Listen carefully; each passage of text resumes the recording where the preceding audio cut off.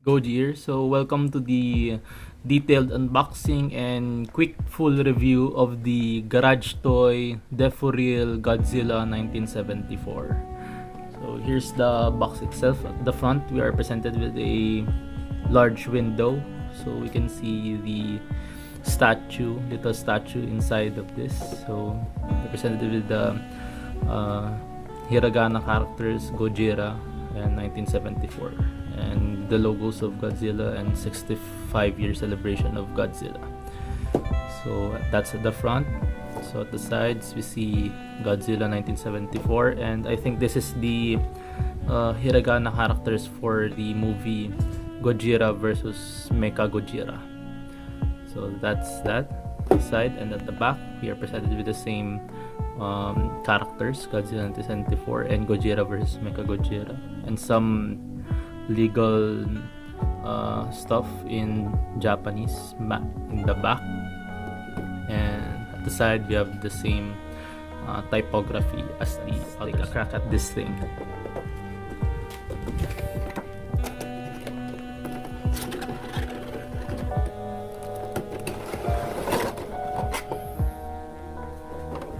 You can see a typical clamshell box that we can get from like figures from Bandai, SHMA.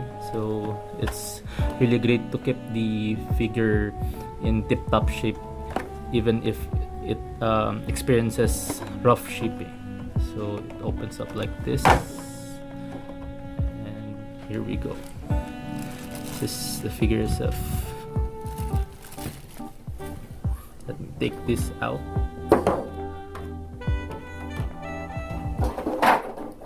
And here is the statue of Godzilla 1974 itself. So if you're wondering what material this is made out of, this is made of vinyl or vinyl, if what you prefer to call it. So it's lightweight. If you want a more lightweight figure, this is definitely a good one. So I'll take you can take a closer look at the mini statue over here. Provide a 360 view in a slower tempo.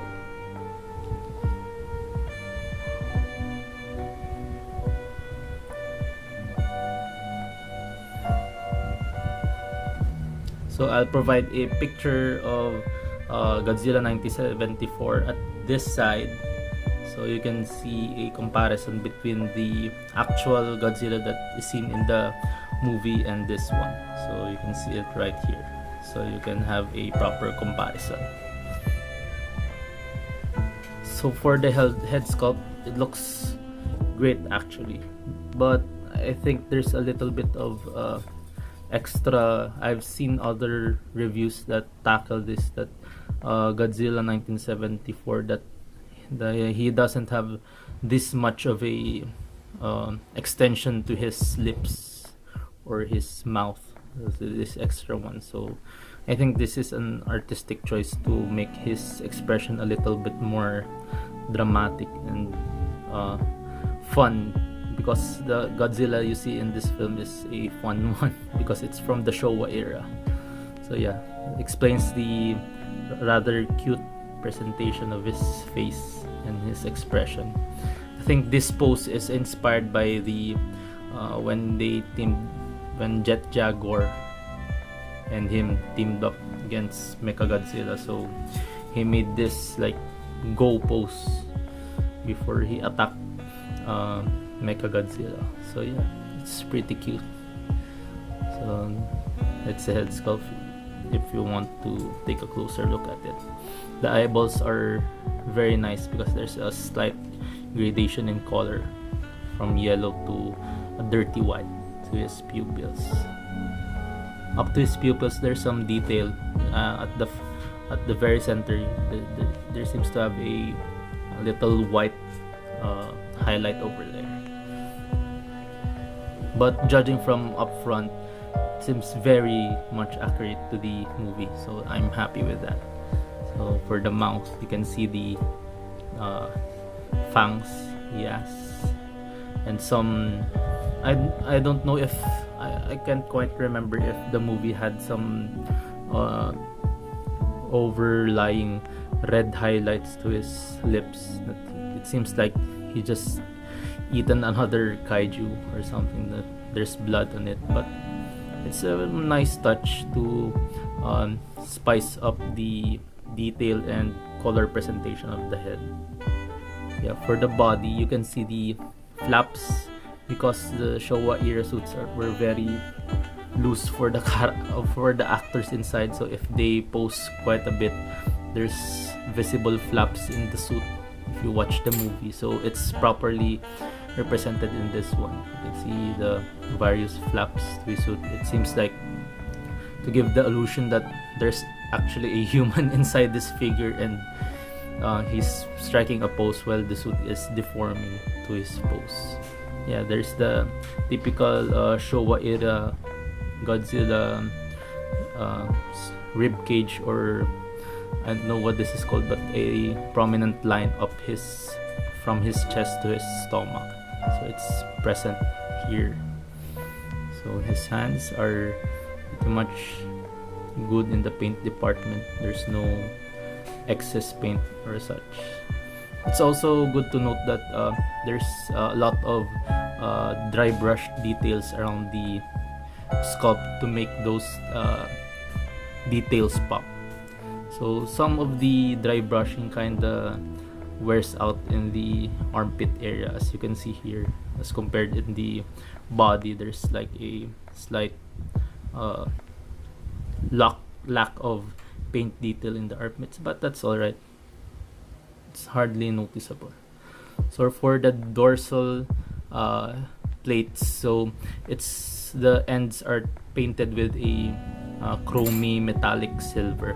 So I'm not sure if this is accurate, because as much as I remember in the movie, Godzilla's dorsal fins weren't that shiny as the one I got here, as the ones in the movie. I remember it was a slight whitish gray highlights to it, rather than this metallic gray look.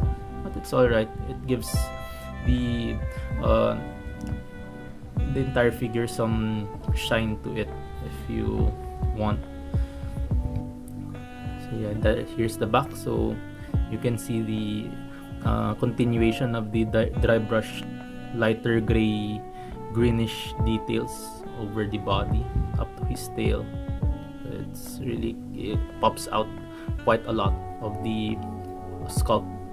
So the same criticism I have at the armpits of the lack of the dry brushing still continues over some of his back of his head. So if you can see here, the back of his head lacks some dry brushing compared to like on his thigh. So there's a big difference between these two. Yeah, there's a quick look at his back, and at the bottom you can see Toho, another copyrighted stuff that needed to be put, and X Plus, the company that made this statue. So yeah, overall it's a really great figure if you love the Showa design, which admittedly the Showa design Godzillas are my underrated favorites because of their cuteness to it, the cute designs and the cute heads they have. So I don't care what other Godzilla fans says about the weird and quirky Godzilla looks in the Showa era. I love them. So yeah, I'll try to bring over my Bandai vinyl Mecha Godzilla, era accurate Mecha Godzilla, to have a size comparison and a good fighting scene, I suppose, for this one. So let me take it. So for the size comparison, we have here the Bandai Movie Monster Series Mecha Godzilla 2. So I think this is not movie accurate, but this is the era accurate Mecha Godzilla. So in the Godzilla film that this one came from, he battled the Mecha Godzilla 1. So yeah, there's a not much of a difference between Mechagodzilla 1 and Mechagodzilla 2 between those movies. So yeah, here's a quick size comparison, and if you have the same figure and scaled, this is scaled to the 6 to 7 inch, so this one scales well with NECA and SHMA figures, so that's quite a good size comparison for you. Yeah, there's the side profiles if you want to have them in a position like this, like they're fighting. The back. Yeah, it's also good to note that their paint jobs are kind of similar when in terms to the dorsal plates of Godzilla 1974 over here and Mechagodzilla, so you can see the sheen to it, or the shine. Yeah, and again up front, here's them side by side. So yeah, that's my detailed unboxing and quick full review of the Godzilla 1974. So quick shout out again to the hobbyist for providing me this lovely figure. So yeah, goodbye and Goji out.